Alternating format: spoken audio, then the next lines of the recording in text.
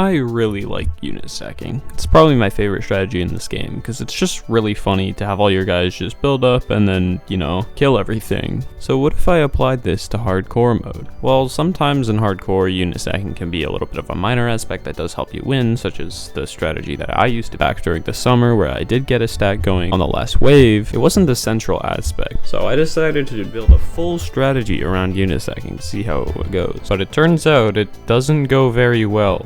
On the last wave, the Vindicators just kind of kill everything, and then you can't really do anything because all your towers can get stunned. In fact, this Merc base was literally stunned for 50 seconds. I couldn't use this ability the whole time. We need something that doesn't get stunned, so fucking Brawler, yeah.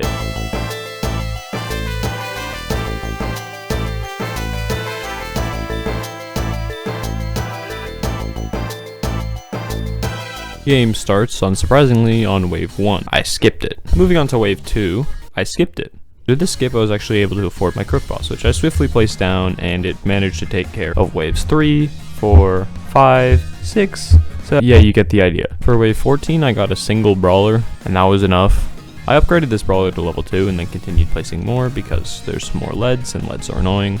And the game went pretty well. I got some more Brawlers, I got a Cryo, I got my Crook Boss up to level 3, and then I realized I don't have anything to hit lead balloons, so I restarted. This time, I have Engineer. I used it instead for leads, but also got one Brawler because some of the leads were kind of annoying to deal with. For the triple Shadow Boss, I just got a bunch of Crook Bosses down at level 2 and one at level 3 because I timed them so they were all spawning at the same time, helped deal with them pretty easily. I then started saving up for a max Engineer, as it's one of the easiest ways to deal with the Gravedigger. However, the problem with this is that wave 33 had a lot of breakers on it. So many, in fact, that I died. So then, in the next run, like the incredibly smart person I am, I defended more instead. I know, crazy. And continuing with that smart person theme, I forgot to start recording until wave 36, which is just before the wave 36 Gravedigger, who went by without much of an issue because I had a max Engineer. After that, I spent the next 8 waves maxing all my Engineers, getting them all maxed by the time the Molten Boss died. Then I went with Crook Bosses, Merc Bases, like 1 or 2 Cryos, and then my Brawlers. However, while upgrading Brawlers, the first problem with the unit stacking strategy in this mode becomes apparent. Waves 47, 48, and 49 are all unskippable. This might seem insignificant, but there is actually a real problem with this. You see here how the Fallen Swordmaster has died? Yeah, well, after he dies, my units walk forward quite a lot before they start hitting the next wave. And the same thing repeats with the Fallen King and on wave 49 as well. The units aren't able to build up in this left corner because the wave just gets skipped. So usually in unit stacking, you'll skip the waves so that there will still be stuff there that they'll always be shooting at regardless, allowing them to build up to an even stronger group. But this is fine though, because I still managed to get to the last wave, and I was pretty happy with that.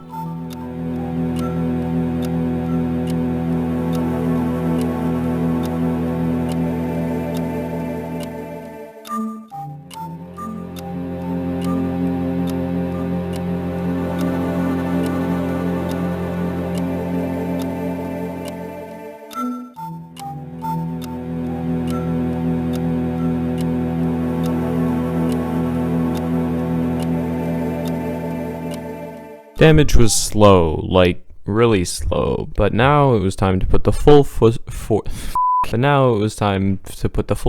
of these Crook Boss goons and their 5 DPS onto the Void Reaver.